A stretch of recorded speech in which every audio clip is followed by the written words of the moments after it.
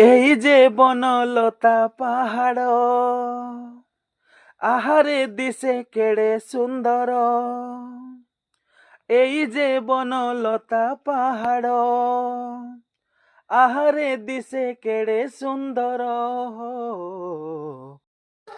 ସାଙ୍ଗମାନେ 2026 ଯେଉଁ ଆସିଲା ନୂଆ ବର୍ଷଟେ, ସବୁ ଲୋକମାନେ ପ୍ରାୟତଃ ବହୁତ ପ୍ରକାର ଚ୍ୟାଲେଞ୍ଜ କଲେ, ବହୁତ ପ୍ରକାର ନୂଆ ପରିବର୍ତ୍ତନ ହେବା ପାଇଁ ଶପଥ ନେଲେ, ବହୁତ କିଛି କଲେ।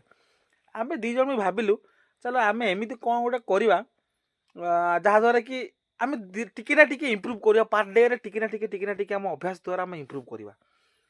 ଆଉ ଗୀତ ଗାଇବାର ଟିକେ ଆମର ସଉକ ମଧ୍ୟ ଥିଲା।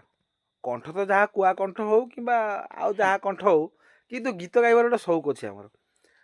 ଟିକେ ସମୟ ମିଳିଗଲେ ଆମେ ଏମିତି ଦେଖ, ଆମେ ବର୍ତ୍ତମାନ ଆମେ ଲୁଚି ଭିଡ଼ିଓ ସୁଟ୍ କରାହେଉଛି, ଅର୍ଥାତ୍ କିଏ ଶୁଣିଦେବେ କି ହସିଦେବେ କି ଥଟ୍ଟା ମଜା କରିଦେବେ, ତେଣୁ ଆମେ ଗୋଟେ ଲୁଚି ଗୋଟେ କାର୍ଟୁନ୍ ରୁମ୍ରେ ଭିଡ଼ିଓ ବନା ହେଉଛି।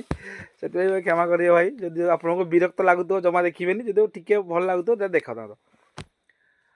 ଭାବିଲୁ ମୁଁ ଯେଉଁ ଗୀତଟା ଗାଇବି ସେ ହେଉଛି ଅକ୍ଷୟ ମହାନ୍ତିଙ୍କର, ଆମ ସ୍ୱର୍ଗତ ଅକ୍ଷୟ ମହାନ୍ତିଙ୍କର ବହୁତ ସୁନ୍ଦର ଗୀତଟିଏ, ଏଇ ଯେ ବନଲତା ପାହାଡ଼।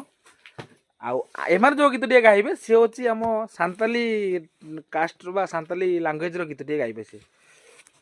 ଚାଲନ୍ତୁ ଆମେ ଟିକେ ଗାଇଦେବୁ। ଭାବିଛୁ ପ୍ରତିଟି ଦିନ ଯଦି ଟିକେ ଟିକେ ଭୁଲ ଭାଲ ବେସୁରା ଗାଉ ବର୍ଷ ପରେ ତ ଟିକେ ନା ଟିକେ ତ ଆଗକୁ ଆସିବ ନା, କିଛି ତ ଗୋଟେ ଅଭ୍ୟାସ ହେବ କି ନାହିଁ। ଏଇ ଚକ୍କରେ ଗୀତଟା ଗାଉଛୁ, ବନେଇକିରି ପୋଷ୍ଟ କରିଦେବୁ। ଆପଣଙ୍କର ଯାହା ଆପଣଙ୍କର ମତ ଦେବେ, ଗାଳି ଦିଅନ୍ତୁ, ଯାହା କରନ୍ତୁ। ତ କ'ଣ କହୁଛନ୍ତି, ଗୀତକୁ ଷ୍ଟାର୍ଟ କରିବା? ହଉ ଚନ୍ଦନ ଷ୍ଟାର୍ଟ କରିବା। এই যে বনলতা পাহাড়, আহারে দিশে কেড়ে সুন্দর। এই যে বনলতা পাহাড়, আহারে দিশে কেড়ে সুন্দর। এটি দিন সরে না, এটি রাতি সরে না, এটি দিন সরে না, এটি রাতি সরে না। এই যে বনলতা পাহাড়, আহারে দিশে কেড়ে সুন্দর।